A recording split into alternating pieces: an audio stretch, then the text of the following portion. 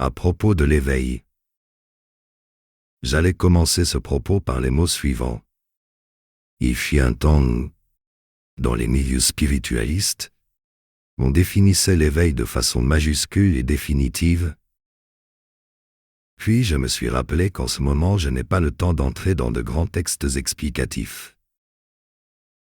Peut-être que la série « Explications spirituelles » sera bientôt redémarrée. Peut-être. Nous verrons si mon planning général de travail rend judicieux la reconduite de cette série, dont l'importance est tout simplement fondamentale, indépendamment des limites d'audience actuelles des écrits. Donc je me suis rappelé que je n'ai pas suffisamment de temps, dans l'immédiat, pour m'offrir le plaisir intellectuel d'une exploration explicative, voire démonstrative, de quelques sujets. Donc je ne vais rien dire de particulier sur l'éveil.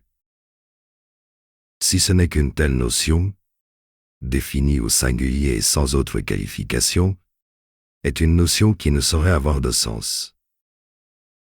Il est possible de parler de l'éveil de vos capacités spirituelles, mieux encore, du développement de votre force spirituelle, ou de manière plus maladroite, de l'éveil de votre nature spirituelle.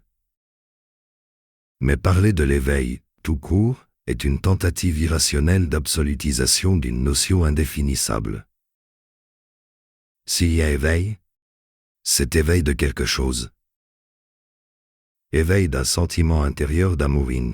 Exemple encore, au lieu de parler de l'éveil de votre nature spirituelle, la notion de développement ou de sublimation de votre conscience spirituelle est on ne peut plus pertinente.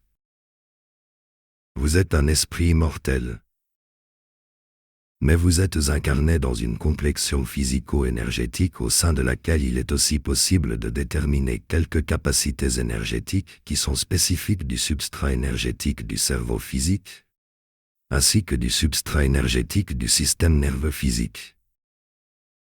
L'éveil de vos capacités spirituelles ne saurait avoir la même valeur, du point de vue fondamental ou existentiel, que l'éveil des capacités énergétiques de votre cerveau physique ou de votre système nerveux physique. Dans le même ordre de choses, l'éveil de la conscience intérieure d'être un esprit immortel ne saurait avoir la même valeur que l'éveil en vous d'un amour inconditionnel pour votre nature humaine, au point d'en célébrer les faiblesses et les fragilités comme des choses merveilleuses.